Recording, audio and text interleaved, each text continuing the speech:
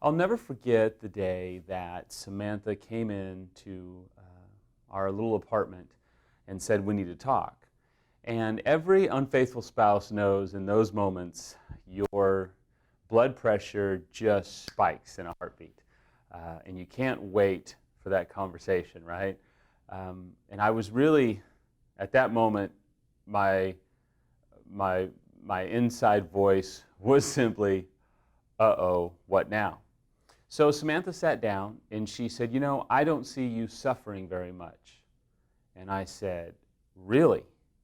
My blood pressure doubled at that point. And I said, "Would you like me to itemize out all the ways that I'm suffering?" And she said, "Yes, please do." So I began to say, well, I've lost every single friend I've gained in the last 10 or so years, except for one, and even he doesn't trust me. We've lost our house. I've lost my ministry. I've lost a 6+ digit income. I've lost everything. I've lost you because you obviously can't really stand me right now. Now keep in mind, this was before we had seen Rick. This is before we went to an EMS weekend. We were on our own, just kind of grinding it out.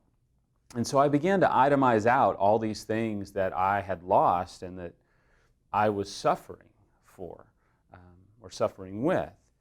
And she said, "Okay, well, what do you think I've lost? How do you think I'm suffering?" And this was the pivotal point for me to win her to a greater place of intimacy, and I completely dropped the ball. You know, I said, "Well, you're obviously losing sleep, and you've lost a lot of friends, and you're in a lot of pain."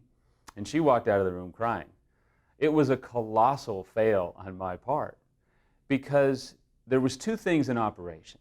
One concept and revelation was she was completely unaware of just how unhealthy I was.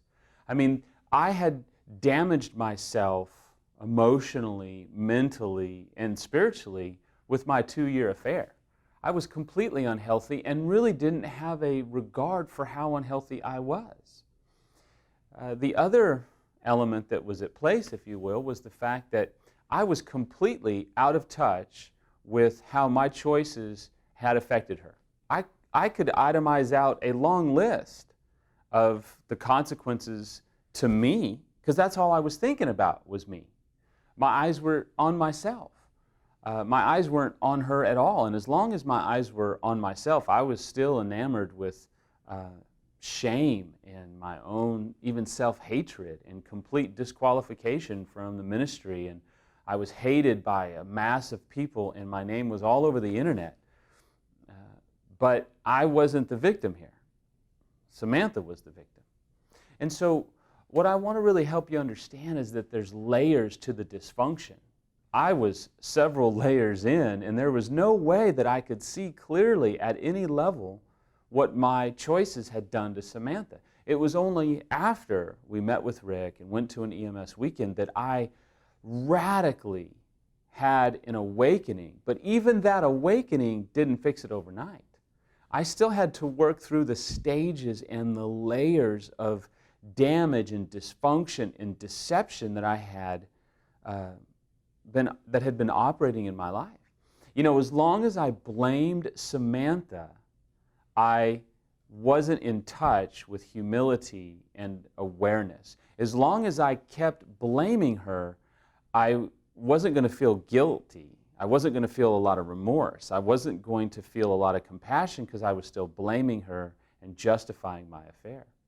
All this to say, there's layers to your recovery. There's stages to your healing, both the betrayed as well as the unfaithful. And it's only after the unfaithful gets the right kind of help that they can begin to experience remorse and experience guilt and remediate this whole blame shifting, dehumanizing, justifying. It's only after you get the right kind of help that you'll begin to chop the trees of all of the dysfunction and all of the excuses, and remorse will come and humility will come. And I think you'll be surprised. You'll be overjoyed as a betrayed when true remorse comes into the equation.